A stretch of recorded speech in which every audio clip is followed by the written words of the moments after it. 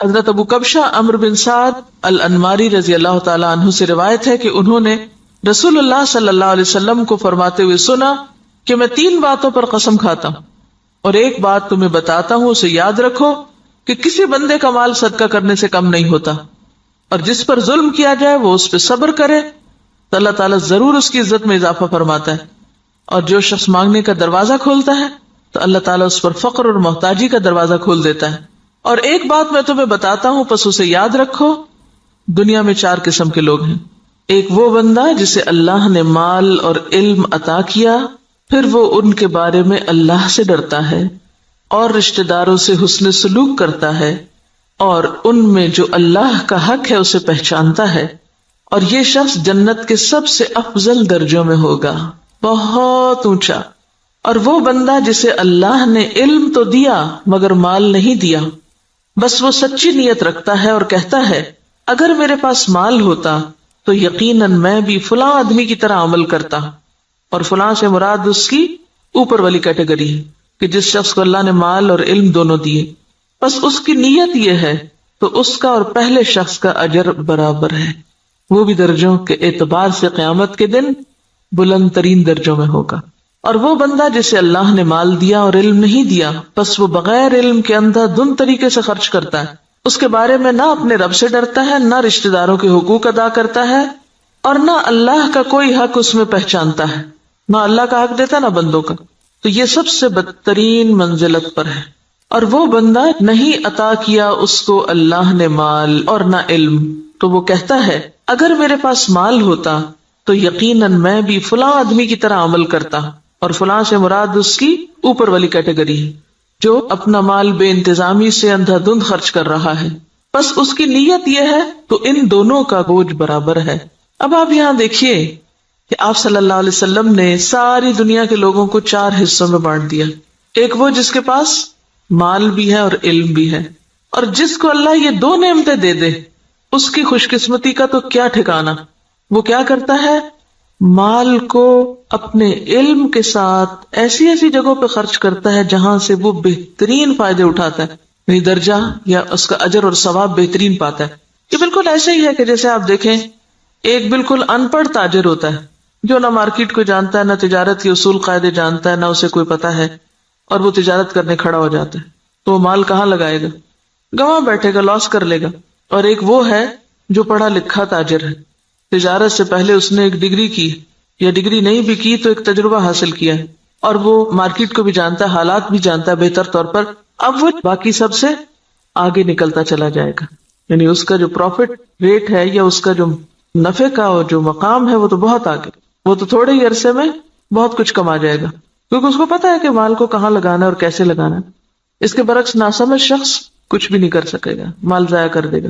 جیسے دنیا میں علم والے مال کو بہتر طور پر استعمال کرنا جانتے ہیں، اسی طرح دین کے علم کے ساتھ بھی انسان اپنے مال کی یا منی مینجمنٹ جو ہے اس کی بہترین حسن تدبیر کرتا ہے اور بہترین جگہوں پر خرچ کرتا ہے۔ مثلا بظاہر عام لوگوں کو وہ ایک چھوٹا سا کام نظر آتا ہے، یہ چھوٹی سی نیکی نظر آتی ہے، لیکن اس کے نزدیک وہ بہت بڑی نیکی ہوتی ہے اور وہ سوچ سمجھ کے خرچ کرتا ہے۔ ایسا شخص بعض اوقات چھوٹی چھوٹی نیکیوں سے بھی بہت بڑے درجے پاتا ہے، ذرے سے بھی وہ اجر عظیمہ کماتا ہے، اپنی اچھی نیت کی وجہ سے، اپنے اچھے طریقے کی وجہ سے، سمجھداری کی وجہ سے۔ تو نتیجہ کیا ہوگا، قیامت کے دن وہ اعلیٰ ترین مقام پر ہوگا۔ ایک دوسرا شخص ہے، اس کے پاس مال کوئی نہیں لیکن علم ہے، اس علم کی بنا پر وہ یہ سوچ رکھتا ہے کہ اگر کبھی میرے پاس بھی مال آیا تو میں بھی فلاں کی طرح، اس کو آئیڈیالائز کر رہا ہے، فلاں کی طرح نیکی کے کام کروں گا، اور یہ اس کی سچی نیت ہے۔ تو نیت کہتے ہیں پکے ارادے کو، نیت خوش خیالی کو نہیں کہتے، یا کسی خوش فہمی کا نام نیت نہیں ہوتا۔ ہم عام طور پر نیت کس کو قرار دیتے ہیں، بس ایک خیال آ جانا وہ بڑی اچھی نیت ہے اور تھوڑی دیر کے لیے خوش ہو جانا اپنی نیت سے، نہیں، نیت محض خیال نہیں، نیت کیا ہے، پکا ارادہ، سچا عزم۔ دنیا ادھر کی ادھر ہو جائے اور وہ شخص نہ بدلے، اس کی نیت نہ پھرے، اس کے ارادے نہ بدلیں، حالات کچھ بھی ہو اس کے ارادے نہ بدلیں۔ ہمارا عام طور پہ کیا حال ہوتا ہے، جب ہم اللہ سے راضی ہوتے ہیں تو اللہ کی راہ میں بہت کچھ خرچ کرنا چاہتے ہیں، نیکی بھی بڑی کرنا چاہتے ہیں، جب اللہ سے ناراض ہوتے ہیں پھر کیا کرتے ہیں، کسی بندے سے ہم راضی ہوتے ہیں تو اس پہ خوب لٹاتے ہیں، اور جب اگر اس بندے سے ناراض ہو جائے تو پھر ہم اس کو کیا دیتے ہیں، پھر اس کو آگ کر دیتے ہیں۔ ایسا ہی ہے نا، تو یہ سچی نیت ہے۔ پکا ارادہ نیکی کرنے کا نہیں. پکے ارادے والا کون ہوتا ہے؟ جو کسی کی تعریف، تنقید، حالات کے اچھے یا برے ہونے سے کوئی اثر قبول نہ کرے. جو اس نے نیکی کا ارادہ کیا تھا، ٹھانا تھا، وہ اس پہ جمع رہے کہ میں کسی کی باتوں میں آ کر اپنا کام چھوڑ دوں، کسی کے بہلانے سے، کسی اور دنیا کے حقیر فائدے کی خاطر میں اپنے مشن کو قربان کر دوں. نہیں، وہ احمق و بے وقوف شخص نہیں ہے کہ ایک ہوا کے جھونکے سے ادھر کو اڑ جائے اور دوسرا آیا تو ادھر اڑ جائے. وہ جم کے رہتا ہے اپنے مشن میں، اپنے سوچ میں، اپنے نیکی کا جو ارادہ اس نے کیا اس کو کوئی چیز متزلزل نہیں کرتی. ہمارا حال دیکھیں نا، ہم کئی دفعہ مال خرچ کرنے کا سوچتے ہیں، پھر تھوڑی دیر بعد شیطان آ جاتا ہے اور وہ کیا کرتا ہے؟ نیت خراب کر دیتا. ہوتا ہے نا ایسے کہ نہیں ہوتا کبھی آپ کے ساتھ؟ یہ سچی نیت کوئی نہیں ہوتی. سچی نیت تو وہ ہوتی ہے کہ بس آپ نے کر لی اور اب دنیا ادھر کی ادھر ہو جائے اور آپ نے کرنا ہی کرنا ہے. ایسی نیت اگر کسی کی ہے اور مال نہیں بھی تو اللہ تو نیتوں کو جانتا ہے نا. ہم عام طور پہ کب کہتے ہیں اللہ نیت جانتا ہے میری؟ صرف خود کو کور کرنے کے لیے. ایسے شخص کو اللہ تعالیٰ بغیر کچھ کیے بھی وہی درجہ دے گا جو ایک کرنے والا کر کے لے رہا ہے، محض نیت کی سچائی کی وجہ سے، ارادے کی پختگی کی وجہ سے، خیر پر استقامت کی وجہ سے. تو یہ چیز دین میں بہت ضروری ہے. تیسرا وہ شخص ہے کہ جس کے پاس مال ہے، علم کوئی نہیں. اب یہ الٹ گیا قصہ، پہلے کے پاس علم تھا، مال کوئی نہیں تھا. اب اس کے پاس مال ہے، علم کوئی نہیں. اب وہ کیا ہے؟ بس جدھر اس کی خواہش نفس کہتی ہے، جدھر لوگ کہتے ہیں، جدھر اور لوگ جو کچھ کر رہے ہیں وہ بھی اندھا دھند وہی مال خرچ کرنا شروع کر دیتا ہے، دکھاوے میں، ریاکاری میں اور دنیاوی شہرت کے لیے. اب ظاہر پوچھ ہوگی، آپ کو پتا ہے کہ ابن آدم کے قدم ٹلیں گے نہیں قیامت کے دن جب تک کہ وہ 5 باتوں کے جواب نہ دیتے. اور اس میں سے ایک سوال کیا ہوگا؟ مال کہاں سے کمایا اور کہاں خرچ کیا، یہ پوچھا جائے گا. ایسا نہیں ہے کہ بس آپ چھوڑ دیے جائیں گے کہ اللہ میرا مال تھا، میری مرضی. یہ بات نہیں ہے. مال اللہ کی دی ہوئی ایک امانت ہے آپ کے پاس، اس کو اللہ کی مرضی کے مطابق ہی خرچ کرنا ہے. یہ نہیں کہ اگر آپ کو مال مل گیا تو اختیار بھی مل گیا. منمانی کرنے کا اختیار تو نہیں مل جاتا مال ملنے سے، یہ ملتا ہے ویسے ہم نے لیا ہوا ہے. ہم اپنے مال کو خرچ کرتے وقت کیا ذہن میں رکھ کے خرچ کرتے ہیں؟ میرا مال، میری مرضی، کیا مرضی کرو. کوئی سمجھائے بھی تو ہم کیا کہتے ہیں؟ جہاں جی چاہے اڑاؤں، تم کون ہوتے مجھے کچھ کہنے والے؟ میرے پیسے ہیں نا، جو چاہوں کروں. اور وہ اس کی نیت کیا ہے؟ کوئی اس کی نیت نہیں. خاص طور پر جو حدیث کے الفاظ ہیں نا قابل غور ہیں، لا یصل فیہ رحمہ ولا یعلم للہ فیہ حقا. نہ رشتہ داروں کو دیتا ہے اور نہ اللہ کا حق پہچانتا ہے، نہ فی سبیل اللہ خرچ کرتا ہے. یہ مالدار شخص قیامت کے دن سب سے بدترین جگہ پر ہوگا کہ جس کو اللہ نے دنیا میں مال تو دیا لیکن اس کے پاس کوئی سمجھ نہیں ہے کہ اس نے اس کے ساتھ کرنا کیا ہے. اور چوتھا وہ ہے بدقسمت کہ جس کے پاس ہے بھی کچھ نہیں ہاتھ میں لیکن آئیڈیالائز اس کو کرتا ہے. ہی اس تیسرے شخص کو کہ جو غلط جگہوں پہ مال خرچ کر رہا ہے. عام طور پر ہم لوگ کس کی پیروی کرنا چاہتے ہیں؟ اس شخص کی جس کے پاس مال ہے اور وہ نیکی کے راستے میں خرچ کرتا ہے، یا اس کی جس کے پاس مال ہے اور وہ دکھاووں کے لیے خرچ کرتا ہے؟ انڈیا کا کوئی امیر ترین شخص اور وہ کہتا ہے کہ میں کھانا تو 2 وقت کا کھاؤں گا، لیکن اگر کوئی شخص اعلیٰ تعلیم حاصل کرنے کے لیے وظیفہ چاہے تو اپنے مال میں سے اس پہ خرچ کروں گا. تو یہ کیسی مثال ہے نا کہ اس کے پاس ہے بہت کچھ لیکن وہ صرف ذاتی عیاشی میں نہیں اڑا رہا، وہ اعلیٰ مقاصد میں خرچ کر رہا ہے. اور لوگوں کے لیے ایک مثال یہ بھی، اور ایک وہ شخص ہے کہ جس کے پاس ہے اور وہ محض خواہشات کی تکمیل میں اور ذاتی خوشی میں خرچ کر رہا ہے. تو نتیجہ کیا ہے؟ باقی لوگ بھی اس کو آئیڈیالائز کر رہے ہیں اور وہی کچھ کر رہے ہیں. آج آپ دیکھیں کہ ہمارے معاشرے میں جس طرح نمود و نمائش ہو گئی ہے یا اس کے مظاہر جو نظر آتے ہیں، اس کے پیچھے کیا چیز ہے؟ فضول خرچی کے پیچھے کیا نفسیات ہوتی؟ دکھاوا اور نمود و نمائش کے پیچھے کیا ذاتی بڑائی کا جذبہ کہ لوگ مجھے بڑا مان لیں. تو قیامت کے دن ایسا شخص کہاں ہوگا؟ اخبث المنازل، اسفل سافلین، وہ سب سے نیچے ہوگا کیونکہ اس نے اللہ کی نعمت کا غلط استعمال کیا. تو ہم سب کے لیے کیا ضروری ہے کہ ہم اپنے اپنے طریقوں کا جائزہ لیں. کوئی پیسہ خرچ کرنے سے پہلے ذرا رک جائیں اور سوچیں کہاں دے رہے ہیں، کس کو دے رہے ہیں، کیوں دے رہے ہیں، کیا مقصد ہے، کیا نیت ہے، کیا ارادہ ہے. اور اگر مقاصد چھوٹے چھوٹے ہیں، صرف دنیا سامنے ہے تو چھوٹا دل ہے اور چھوٹی جزا ہے.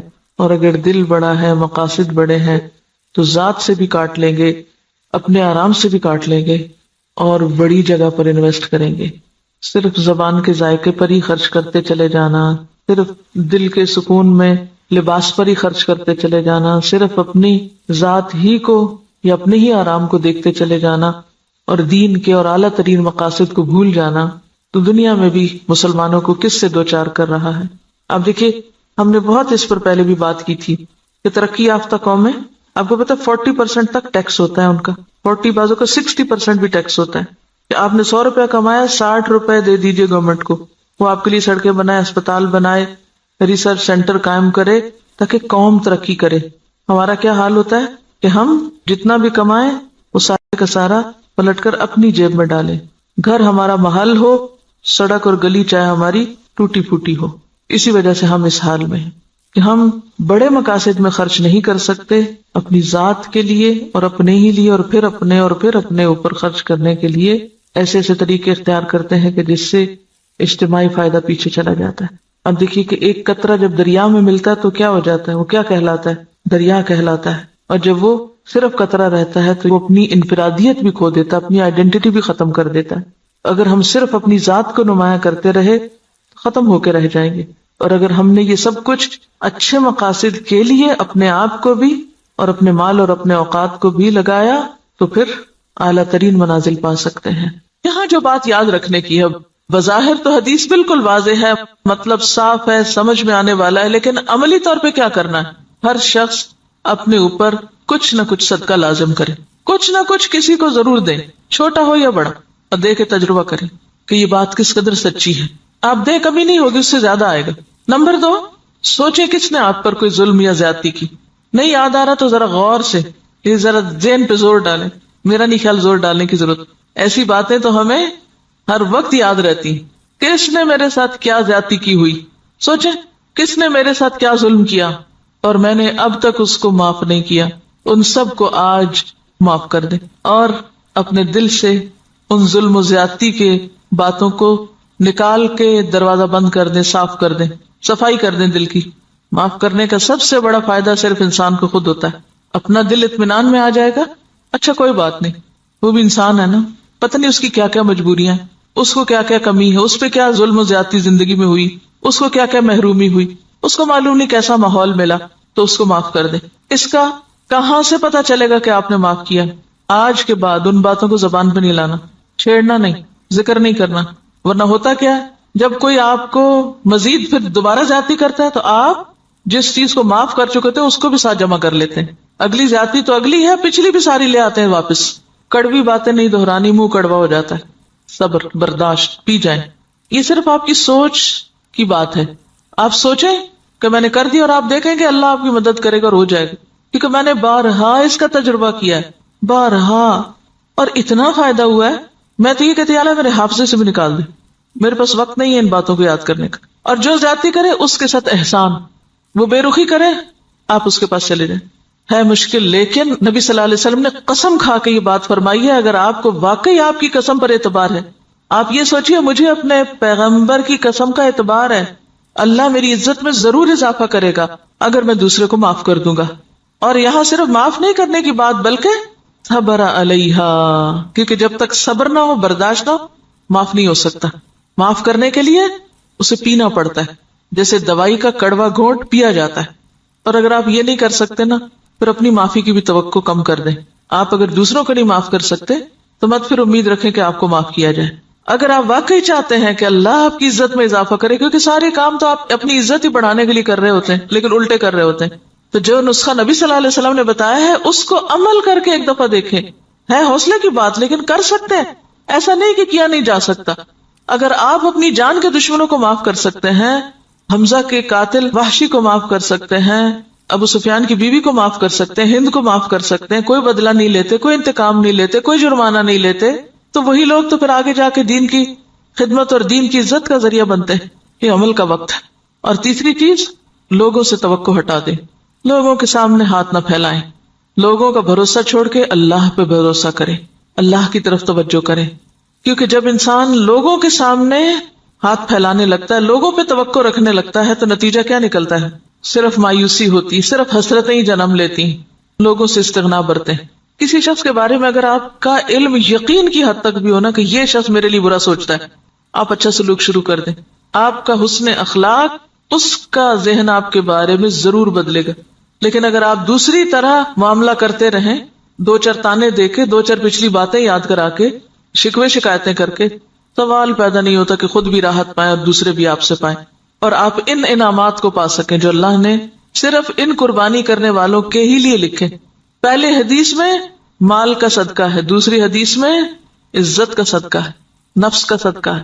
مال کا صدقہ پھر آسان ہے، عزت کا صدقہ مشکل.